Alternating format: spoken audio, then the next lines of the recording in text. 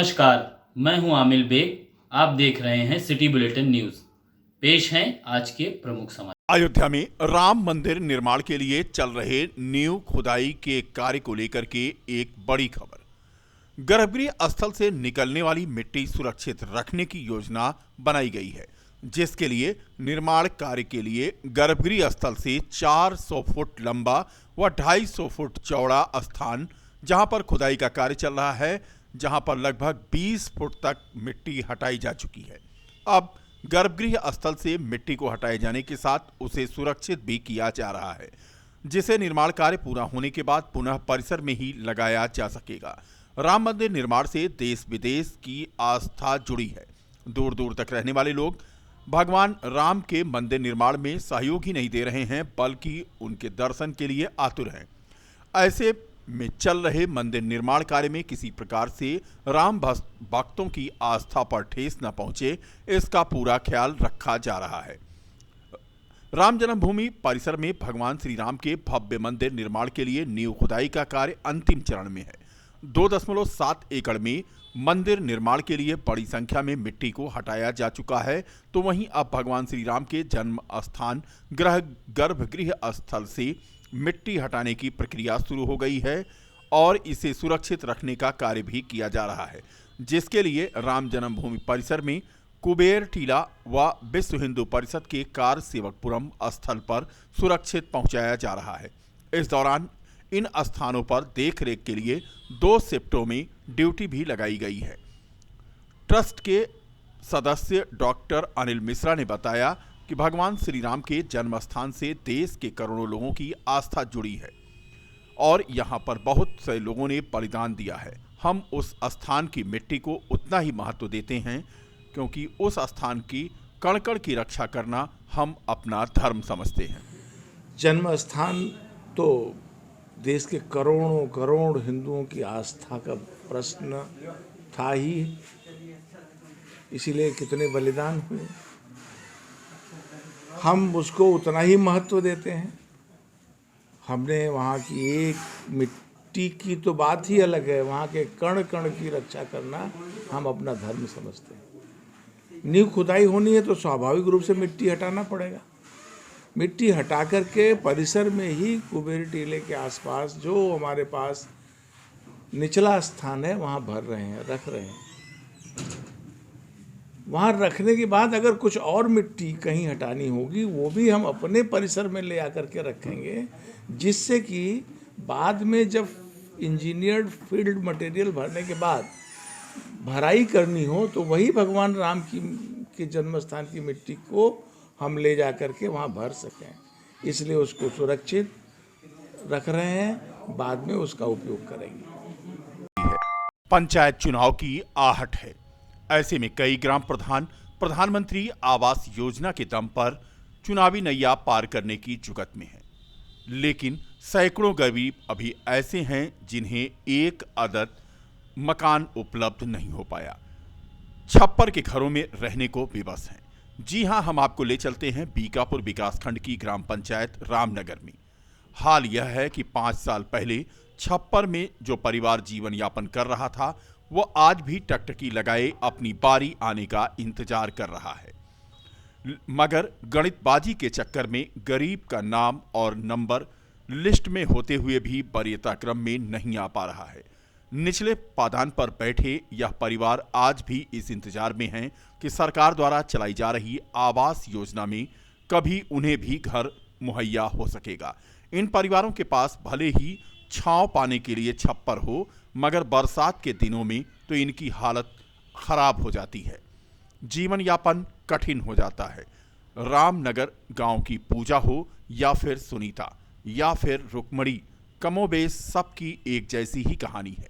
इन्हें शिकायत है अपनी ग्राम सचिवालय के मुखिया से, जिनकी नजरें इनायत न होने के कारण इन्हें पात्र होते हुए भी एक अदद आवास मुहैया नहीं हो पा रहा है।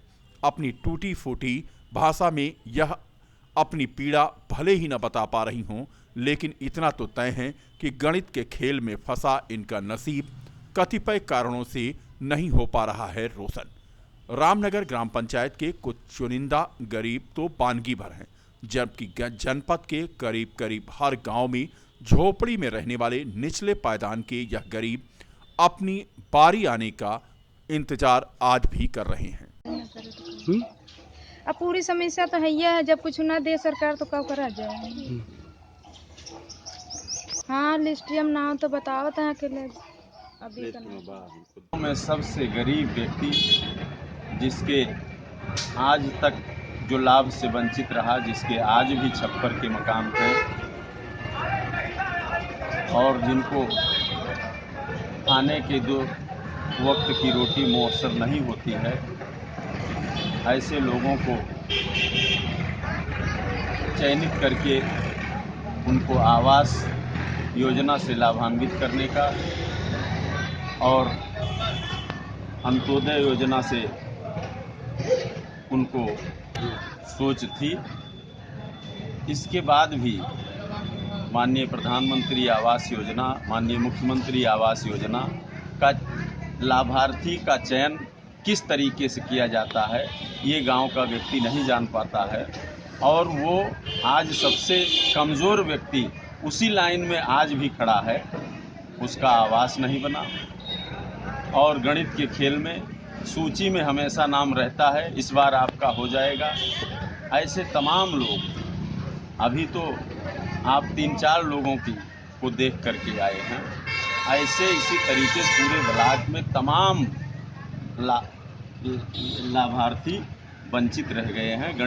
राजकीय पॉलिटेक्निक शहादतगंज के निकट एक लॉन में 25 फरवरी से 7 फरवरी तक आयोजित अयोध्या महोत्सव की थीम इस बार राजा राम की अयोध्या है। महोत्सव के दौरान पूरे प्रांगण को राममय करने की तैयारी है।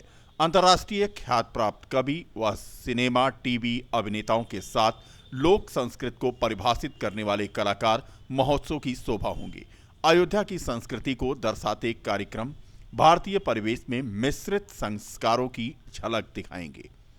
उक्त अयोध्या महोत्सव न्यास के संयोजक व रुदौली विधायक रामचंद्र यादव तथा न्यास अध्यक्ष हरीश कुमार श्रीवास्तव ने यह जानकारी संयुक्त रूप से दी। हरीश श्रीवास्तव ने बताया कि सरस सलील भोजपुरी सिने अवार्ड शो का भी आयोजन किया गया है। अयोध्या महोत्सव 2021 जो कोरोना एक वैश्विक बीमारी के कारण से नहीं हो पाया था, दिसंबर और जनवरी माह में ये महोत्सव होता रहा है विगत 8 वर्षों से। वह महोत्सव इस वर्ष 25 फरवरी से 7 मार्च तक 11 दिवसीय राजकीय पॉलिटेक्निक के निकट स्थित फारेवल लॉन में आयोजित हो रहा है, जिसके लिए एक संयोजक मंडल का गठन कर दिया गया है और विभिन्न तरह के आयोजन उस महोत्सव में किए जा रहे हैं। महोत्सव 11 दिवसीय होगा। इस महोत्सव में अयोध्या जनपद के सभी माननीय विधायक, महापौर, हमारे भारतीय जनता पार्टी के महानगर और जिला के अध्यक्ष, अयोध्या के संत महंत और एक कार्यकर्ताओं की एक सशक्त टीम इस महोत्सव का आयोजन कर रही है, जिसमें भोजपुरी सिने अवार्ड शो, राष्ट्रीय कवि सम्मेलन, दंगल, बॉलीवुड नाइट, शास्त्रीय, गज़ल, भजन, विभिन्न प्रकार के आयोजन हो रहे हैं। झूले और मेगा बाजार के साथ श्री राम कला गाँव का भी निर्माण किया जा रहा है। अयोध्या जनपद वासियों का यह खुद का महोत्सव है और इसी नाते हम सबको इस महोत्सव में सादर आमंत्रित करते हैं कि आइए और अपने इस महोत्सव को अयोध्या की गरिमा के अनुरूप सफल बनाइए। बहुत बहुत धन्यवाद। जय हिंद, जय भारत। अयोध्या में श्री राम जन्मभूमि पर बन रहे राम मंदिर निर्माण से सभी राम भक्तों को जोड़ने के लिए विभिन्न स्तर पर जागरूकता अभियान चलाया जा रहा है। राम जन्मभूमि तीर्थ क्षेत्र के साथ मिलकर विश्व हिंदू परिषद के संगठनों कार्यकर्ता लोगों को जागरूक कर रहे हैं। राम मंदिर निर्माण में सहयोग के लिए लोग बढ़ चढ़कर सामने आ रहे हैं। सनातन धर्मी भी अपने स्तर पर राम मंदिर निर्माण को लेकर लोगों को जागरूक करने में पीछे नहीं है। पिछले 38 दिनों से युवाओं में मंदिर निर्माण में सहयोग के लिए जोश भर रही युवा जागृत यात्रा अपने लक्ष्य को पूरा करके आज अयोध्या पहुंची। बाइक वाहन रैली के जरिए यात्रा में शामिल युवाओं ने चित्रकूट से अयोध्या के बीच के क्षेत्र में युवाओं को राम लला के मंदिर में सहयोग की अपील की। युवा जागृत यात्रा के साथ अयोध्या पहुंचे पर्वतारोही रत्नेश पांडे का संतों ने स्वागत किया। ये युवा जागृति यात्रा श्री राम जन्मभूमि तीर्थ संपर्क महाअभियान के तत्वाधान में ये यात्रा हमारे आराध्य मर्यादा पुरुषोत्तम श्री राम की कर्म भूमि चित्रकूट धाम से शुरू होकर श्री राम जन्मभूमि तीर्थ क्षेत्र अयोध्या तक आई है। ये यात्रा का शुभारंभ कामतानाथ मुखारबिंद से 11 जनवरी को हुआ था और आज 17 फरवरी को यात्रा का समापन अयोध्या धाम पे हो रहा है। जब ये यात्रा शुरू हुई तो प्रयास था कि आज के युवा वर्ग को सोशल मीडिया के माध्यम से #YouthForRam कैसे करके हम अधिक से अधिक युवाओं को इस पुनीत कार्य से जोड़ सकें, जहां एक लंबे तप त्याग बलिदान के बाद आज ये पुनीत अवसर हमें मिल रहा है कि हमारे आराध्य का भव्य राम मंदिर बनने जा रहा है। बढ़ती हुई महंगाई व गिरती हुई कानून व्यवस्था को लेकर समाजवादी पार्टी प्रदेश की योगी सरकार को घेरने की तैयारी में है। सपा के पूर्व मंत्री व राष्ट्रीय महासचिव अवधेश प्रसाद ने सरकार को घेरते हुए कहा कि केंद्र व प्रदेश की भाजपा सरकार में जिस तरह महंगाई बढ़ रही है उससे जनता त्रस्त हो चुकी है।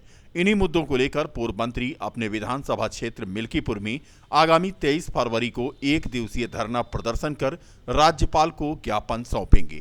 गैस का हो, चाहे पेट्रोल का हो, चाहे डीजल का हो, जिसका असर आम जनमानस पर पड़ रहा है, जनता कराह रही है। लेकिन सरकार जिस तरह से रोज अभी कल जो है डीजल का दाम 1 लीटर डीजल का दाम कल था 80 रुपये 37 पैसा। आज सुबह डीजल हमने भराया है 80 रुपया 62 पैसा। रोज आना बढ़ रहा है। लोकसभा में सरकार की तरफ से बयान आया था कि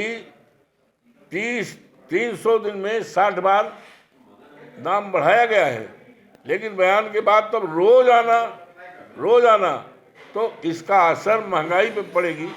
हर किसान परेशान होगा, व्यापारी परेशान होगा। जब इसका डीजल पेट्रोल का दाम बढ़ेगा तो उसका असर हर चीज़ पे पड़ेगा, यातायात पे पड़ेगा, किसानों की सिंचाई के साधन पे पड़ेगा, आने जाने वालों पर पड़ेगा और जीवन की तमाम चीज़ें जो हम खरीदते हैं उस पर भी पड़ेगा महंगाई का असर।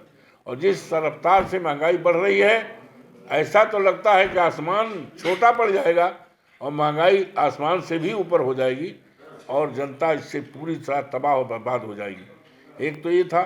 दूसरा था गिरती हुई कानून व्यवस्था। ये तार सूचनाएँ मिल रही हैं प्रयागराज में, मिर्ज़ापुर में और शाहगंज में, जौनपुर में अभी कल आधे दर्जन तक के करीब हत्याएं हुई हैं, लूटपाट हुआ है और रोज़ाना इस तरह से घटनाएं हो रही हैं। हमारे क्षेत्र में अभी जब माननीय मुख्यमंत्री जी यहाँ आए थे योगी साहब, तो एक महिला जिसकी उम्र बताई जाती 20-22 साल, हाथ बंधा पैर बंधा और उसको जिंदा जलाया गया या कैसे जलाया गया। बीकापुर तहसील क्षेत्र के अंतर्गत जलालपुर माफी रेलवे क्रॉसिंग के पास स्थित महावीर पब्लिक स्कूल का भव्य उद्घाटन हुआ। महावीर पब्लिक स्कूल का उद्घाटन मुख्य अतिथि माध्यमिक शिक्षा विभाग अयोध्या के वित्त एवं लेखाधिकारी वीरेश कुमार वर्मा ने समारोह पूर्वक फीता काटकर किया। उद्घाटन समारोह में आए मुख्य अतिथियों का स्वागत स्कूल के मैनेजर आशीष कुमार पांडे एवं मनोज पांडे ने माल्यार्पण कर सम्मानित कर किया। इस संबंध में महावीर पब्लिक स्कूल के मैनेजर आशीष कुमार पांडे और मनोज पांडे ने बताया कि स्कूल खोलने का एकमात्र उद्देश्य स्थानीय क्षेत्र के छात्रों को बेहतर से बेहतर शिक्षा प्रदान करना। यह स्कूल कक्षा नर्सरी से कक्षा 8 तक संचालित है और भविष्य में इंटर की भी मान्यता मिलने के बाद संचालित किया जाएगा।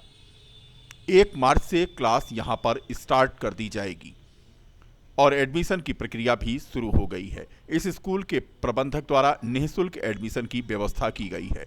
उद्घाटन के अवसर पर इंद्र कुमार पांडे, शिवपू तिवारी, शिवमूरत तिवारी प्रधान के अलावा बड़ी संख्या में सम्मानित लोग मौजूद थे।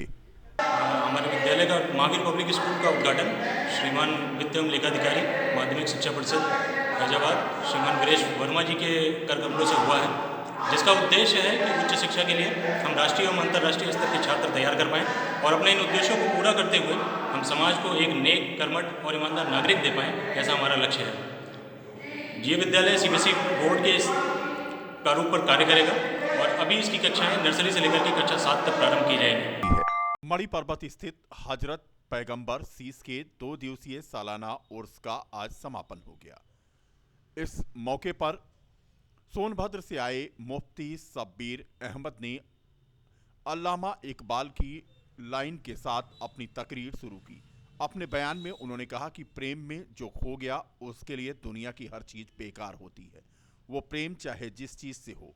इसलिए हमें चाहिए कि हम अपने धर्म के सभी बुजुर्गों जैसे अंबिया, औलिया, गौस, ख्वाजा, वलियों से बेपनाह मोहब्बत करें, जिससे हमारे आखिरी वक्त में यही निजात का जरिया बने।